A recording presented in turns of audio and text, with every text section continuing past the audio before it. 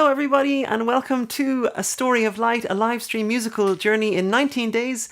It's day 20 because in my attempt to squeeze all this history into 19 days, I actually ended up needing an extra day to bring our story to a close. But I thought, since it's March 20th, it's Nowruz, the 19-day fast is over, I thought it would be really nice to actually do a final episode on the day of Nowruz itself. So happy Nowruz, everybody. I realise that depending on where you're watching from and what time zone you're in, it may already be March 21st for some of you, but wherever you are and whatever date it is in your time zone, I hope that you're enjoying this very special time of year during this very special year of the centenary of the passing of Abdul Baha.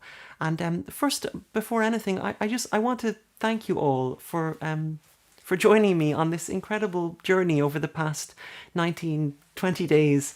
This has just been such an incredibly, really, it's been a huge privilege for me to share this story with you and really to share what I've been learning about the story of Abdul Baha in the process of making this new album. And I have to say that my understanding of this story over the past 19 days has developed immensely, as has my appreciation of the significance of this year of the centenary. And so I want to thank you all for giving me the opportunity to really to improve my understanding of this really incredible story.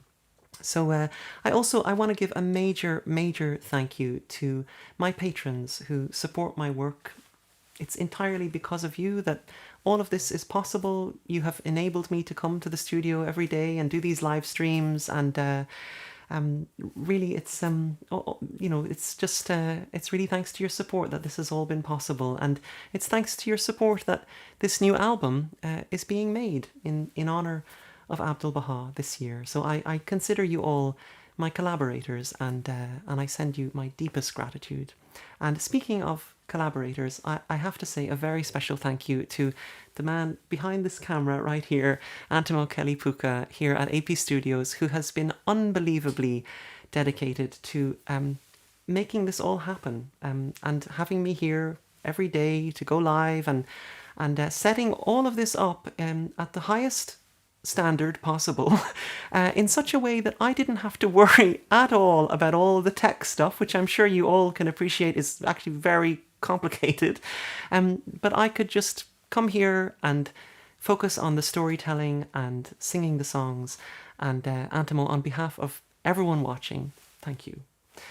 So I have to say, Antimo, over the past several months, has actually been an amazing collaborator, because he has been engineering and co-producing the new album with me here in Dublin, and we've been working remotely with Xiao An Lee over in Singapore, who is also co-producing and doing the string arrangements, and we've been working back and forth on the album, and needless to say, we are all extremely excited to share the new album with you very soon. And so on that note, I want to announce to you the release date for the new album. So Home of Light is actually going to have a slow release. It's going to be released one song at a time throughout the year, and that process is going to begin on May 22nd, because as you will know from our story, May 22nd was the night in 1844 when the Bab declared his mission. And really that was the night that our story began. But as you'll remember from the story, Abdul Baha himself was actually born on that very same night in 1844. And so I'm going to release the first song from the album on or around May 22nd. And from that time onwards, a new song from the album will be released every 3 to 4 weeks, all the way up to November, when the album will be released in full as a complete piece, a few weeks in advance of the centenary of the passing of Abdul Baha itself. So with all that said, let's begin our final chapter of A Story of Light. So I'm going to use my notes today, because this was a kind of an extra addition to add this final episode as a 20th day. So yesterday we looked at how after his travels, Abdu'l-Baha had returned to the Holy Land, and while World War I was erupting around him, he had penned his divine plan, and he had sent that plan specifically to the Baha'is of North America, laying out the steps, the necessary steps to build Baha'u'llah's unique, wondrous system from the grassroots and to lay the foundations for universal peace. But Abdu'l-Baha had seen the war coming, and he had returned from his travels really just as the tensions between the nations of the world were about to just erupt like a powder keg. And he knew that the Middle East would be in a particularly precarious position, possibly even resulting in a breakdown of food supplies for the people of Palestine. And so, on his return from his travels, Abdu'l-Baha slowly, purposefully, and in such a way as to cause no unnecessary alarm to anybody, began to send the various Baha'i pilgrims who had come to the Holy Land from the East and the West back to their respective countries. And by the time the war broke out in the summer of 1914, Abdu'l-Baha had reduced the number of visitors all the way to zero. But most impressively of all, he had taken strategic measures to build up food supplies for the people of Palestine.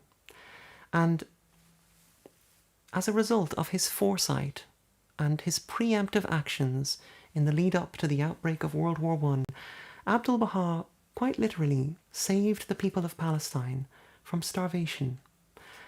And like the captain of a ship, he steered that entire country not only through the catastrophe of World War I, but also, quite poignant to our times, also through the great pandemic of 1918 to 1920 that immediately followed the war. And so we've now finally arrived in the year 1921. And I'll see if I can get through this bit without breaking up too much. But it was 1921, and that little 8-year-old boy named Abbas, who all those years before had been so profoundly affected by the sight of his father weighed down by chains at the Black Pit of Tehran, was now 77 years old. And throughout his entire life, he had barely known a single day of comfort or rest. And yet, he had spent every day of that life striving to give comfort and rest to others. And in spite of all the difficulties that he had faced, the repeated exiles and imprisonments that he had shared with his parents and his siblings, the betrayal by his brother, and the looming threat of execution by the Sultan, Abdu'l-Baha had lived his life with this seemingly infinite inner supply of joyfulness and lightness and humour that just welled up out of him and flowed out to everyone that he met. And although in his later years he naturally began to show some signs of tiredness, he showed no indication of ever stopping this life of service to others that he had lived. And so on November 27th, 1921, Abdu'l-Baha went about his day as normal, feeding the poor, visiting the sick, giving counsel to whoever needed it. He even conducted the wedding of some friends in Akka. But in hindsight, it became clear to others that Abdu'l-Baha had known that November 27th would be his last day. And in God Passes By, Shoghi Effendi describes the final moments of Abdu'l-Baha's life. So Antimo, can you put up the first slide, please? At 1:15 a.m., November 28, he arose and, walking to a table in his room, drank some water and returned to bed. Later on, he asked one of his 2 daughters who had remained awake to care for him to lift up the net curtains, complaining that he had difficulty in breathing. Some rose water was brought to him, of which he drank, after which he again lay down, and when offered food, distinctly remarked, "You wish me to take some food, and I am going." A minute later, his spirit had winged its flight to its eternal abode, to be gathered at long last to the glory of his beloved Father, and taste the joy of everlasting reunion with him.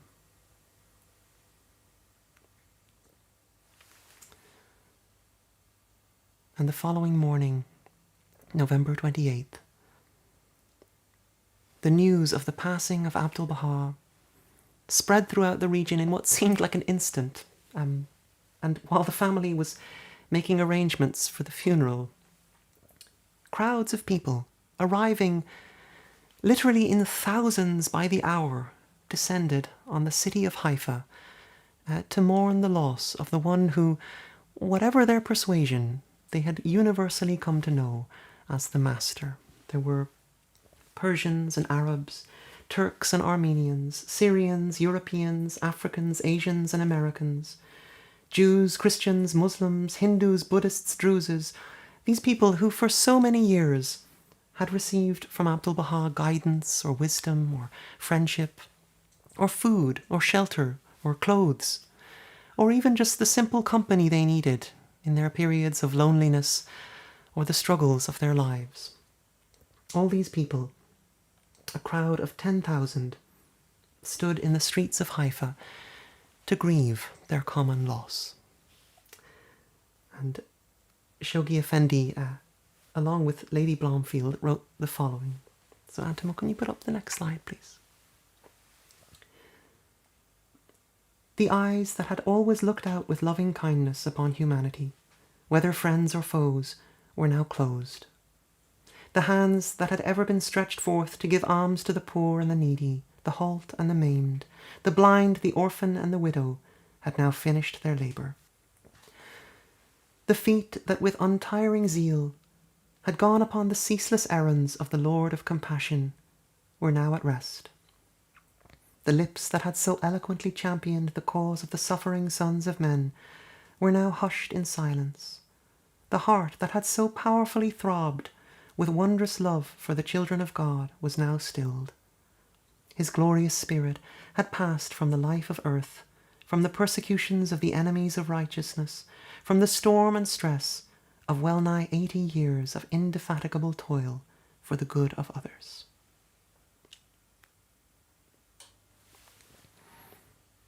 And it was decided that the body of Abdu'l-Baha should be laid to rest in its own room inside the shrine of the Bab. And so this vast funeral procession of 10,000 people carried the coffin up the mountain to that sacred spot chosen by Baha'u'llah. And I found this beautiful description of the funeral of Abdu'l-Baha in a biography of him by H.M. Balyuzi, which I highly recommend if you want to read his biography. So Antimo, can you put up the next slide, please? In the land that we know as the Holy Land, in all its turbulent history of the last 2,000 years, there had never been an event which could unite all its inhabitants of diverse faiths and origins and purposes in a single expression of thought and feeling, as did the passing of Abdu'l-Baha. Tenderly was the sacred coffin placed upon a plain table covered with a fair white linen cloth. As the vast concourse pressed round the tabernacle of his body, waiting to be laid in its resting place within the vault next to that of the Bab, representatives of the various denominations, Muslims, Christians and Jews, all hearts being ablaze with fervent love of Abdu'l-Baha, some on the impulse of the moment, others prepared, raised their voices in eulogy and regret, paying their last homage of farewell to their loved one. So united were they in their acclamation of him as the wise educator and reconciler of the human race in this perplexed and sorrowful age, that there seemed to be nothing left for the Baha'is to say.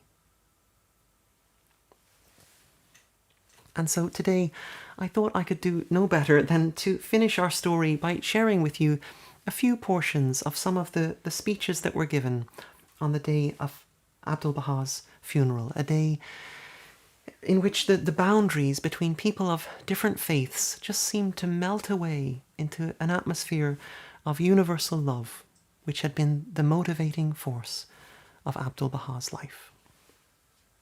So, Antimo, if you could put up the first couple of slides, please. So firstly, a representative of the Muslim community, the famous orator Yusuf al-Khatib, gave the following speech. O concourse of Arabians and Persians, whom are ye bewailing? Is it he who but yesterday was great in his life, and is today in his death greater still? Shed no tears for the one who hath departed to the world of eternity, but weep over the passing of virtue and wisdom, of knowledge and generosity. Look to your right, look to your left, look east and look west, and behold what glory and greatness have vanished. What a pillar of peace hath crumbled, what eloquent lips are hushed. Alas, in this tribulation there is no heart but aches with anguish, no eye but is filled with tears. Woe unto the poor, for lo, goodness hath departed from them. Woe unto the orphans, for their loving father is no more with them. Could the life of Sir Abdu'l-Baha Abbas have been redeemed by the sacrifices of many a precious soul, they of a certainty would gladly have offered up their lives for his life. What am I to set forth the achievements of this leader of mankind? They are too glorious to be praised, too many to recount. He has left in every heart the most profound impression, on every tongue most wondrous praise, and he that leaveth a memory so lovely, so imperishable, he indeed is not dead. Next, a representative of the Christian community, the famous writer Ibrahim Nasser, stood up and said the following. You can put the next one on. Oh, bitter is the anguish caused by this heart-rending calamity. It is not only our country's loss, but a world affliction. Hear me, O people, Abbas is not dead, neither hath the light of Baha been extinguished. Nay, nay, this light shall shine with everlasting splendour.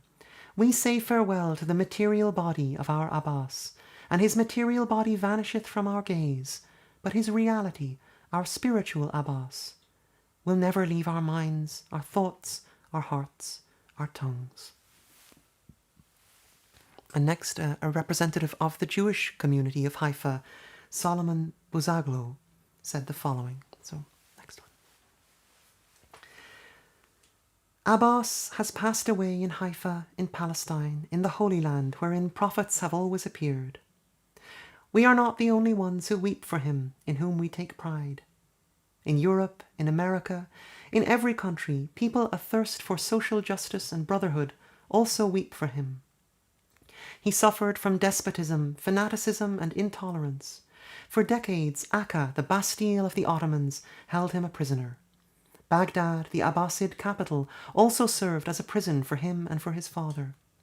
Persia, the ancient cradle of divine philosophy, threw out her children, whose ideas were conceived in her land. He who has left such a glorious heritage is not dead. He who has promulgated such great principles is immortal in the memory of posterity.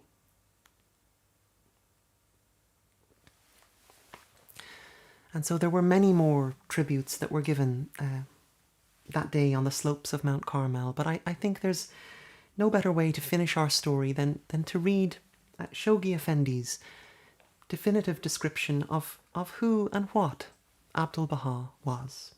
So, Antimo, if you can put up the next slide, please.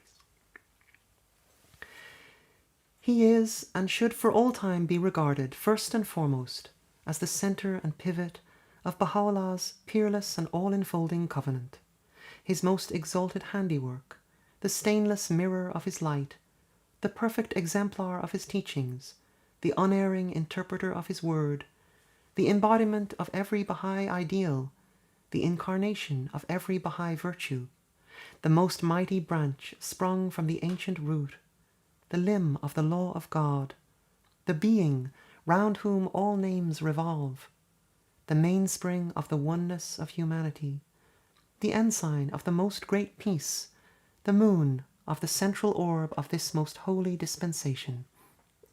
Styles and titles that are implicit and find their truest, their highest and fairest expression in the magic name, Abdul-Baha. He is, above and beyond these appellations, the mystery of God, an expression by which Baha'u'llah himself has chosen to designate him, and which, while it does not by any means justify us to assign to him the station of prophethood, indicates how, in the person of Abdul-Baha, the incompatible characteristics of a human nature and superhuman knowledge and perfection have been blended and are completely harmonized.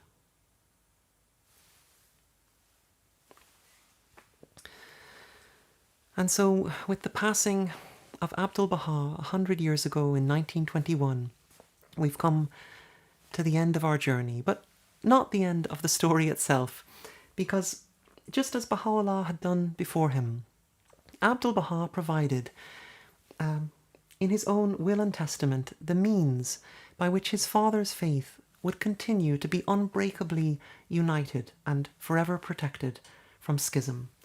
Abdul-Baha himself named someone to come after him, someone to carry his father's faith forward into the future and to be a guardian and protector to the Baha'is. And that person was none other than the very man who has been guiding us through this story, the author of God Passes By, Abdul-Baha's own grandson, Shoghi Effendi. And of course, the story of Shoghi Effendi is a story for another time, but suffice it to say that if it weren't for Shoghi Effendi, I wouldn't be here telling this story or even singing these songs. And I often think that after all that the Bab and Baha'u'llah and Abdul-Baha had done, it is really thanks to Shoghi Effendi that I ever heard this story at all. And so I'd like to sing one final song for you, but before I do, I want to thank you all again for joining me on this journey. It has been such a really incredible experience to do this over the past few weeks. And again, I thank my patrons from the bottom of my heart for supporting me and enabling me to do this work. I thank Antimo for collaborating with me in this and making it all possible. I want to thank my family for their endless support of that I really couldn't do anything without them. And there are just a few people that I just want to give a special thank you to. Firstly, I want to thank the Badian family, who over the past few years gave me a base from which to work and develop what I was doing at their home in Oregon. I miss you all, and I'm sending you so much love from here in Dublin. I want to thank the Tofig family, who a year ago gave me a space with a piano to start the process of making the new album, of composing. And I want to give a special thank you to Stephen Ader and Charlene Magsy, who last year gave me a home when I got stranded mid-tour in San Francisco. And they not only hosted me for 4 months in their home, but they also provided me with a creative space in which I could compose the new songs for the album and also research this story so that I could share it all with you. So, Steve and Charlene, from the bottom of my heart, thank you for for taking in a stranded musician and helping me with to do all this. So I love you both, and I hope that we will meet again soon. So with all that said, I'd like to bring A Story of Light to a close with this last song, which the lyrics of which were very much inspired by the example of Abdul-Baha. So thank you all. Happy Nowruz to everybody, and this is called Have You Heard?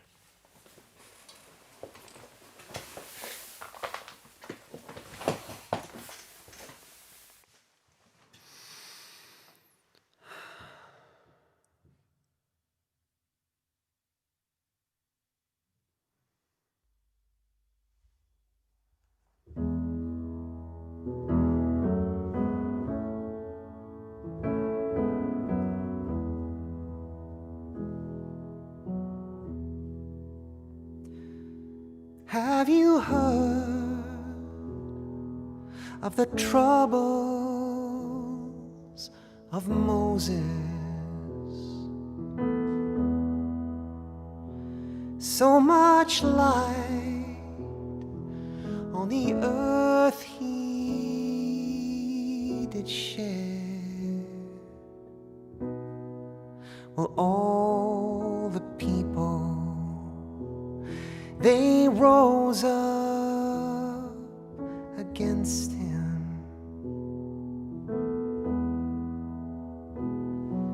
and they rained down their darts on his head. And he came with a message of peace, love, and justice, and the promise of a great one to come, when the wolf and the lamb will dwell together, and the whole human race will be one. Now, have you heard of the sufferings of Jesus? How pure and selfless he was. Well, all the people, they rose up against him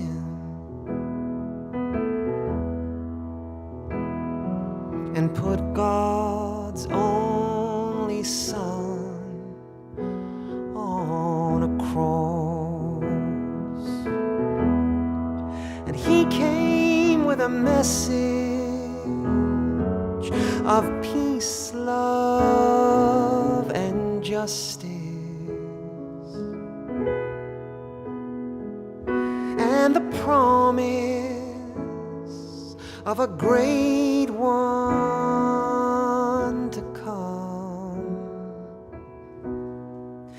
when on earth it will be as in heaven,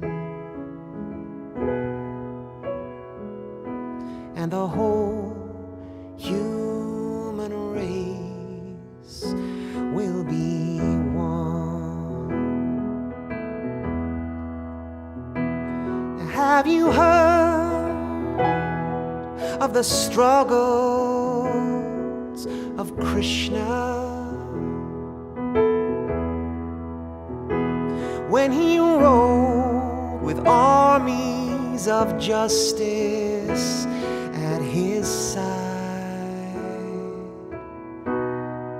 Well, all the people, they rose up against him,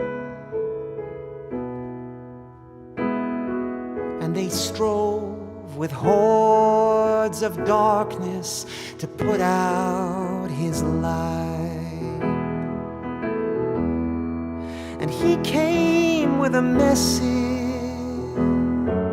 of peace, love, and justice,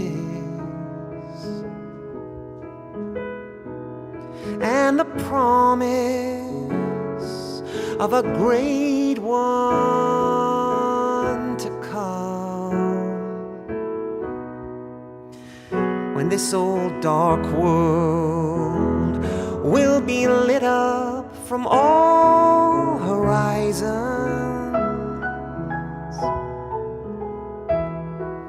and the whole human race will be one.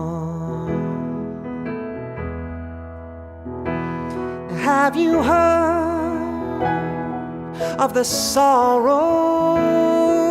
of Buddha, when he looked at the sadness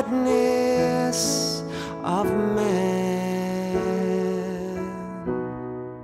Well, all the people, they rose up against him and put nothing but sadness in his hands. And he came with a message of peace, love, and justice, and the promise of a great one to come, when peace shall reign on earth forever, and the whole human race will be one. Now, have you heard of the woes of Muhammad? All the bruises and abuses he bore. Well, all the people, they rose up against him, and they closed in his face every door. And he came with a message of peace, love, and justice, and the promise of a great one to come, when all the people will be gathered together, and the whole human race will be one. Now I don't ask you to believe me when I tell you Baha'u'llah has come. I just ask you, my brother, to see me.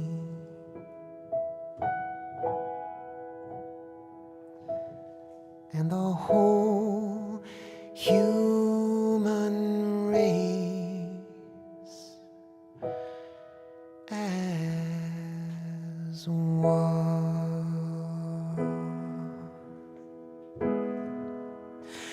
No, I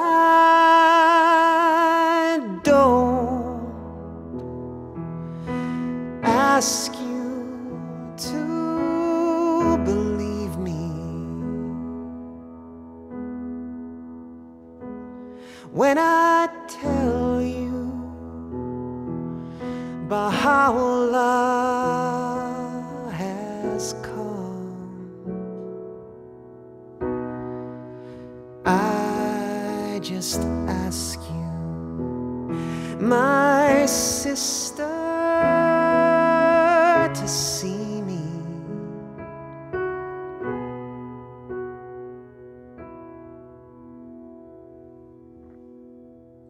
and the whole human race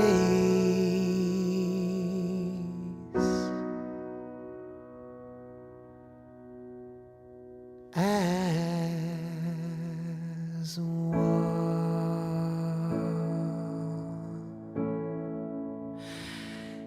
as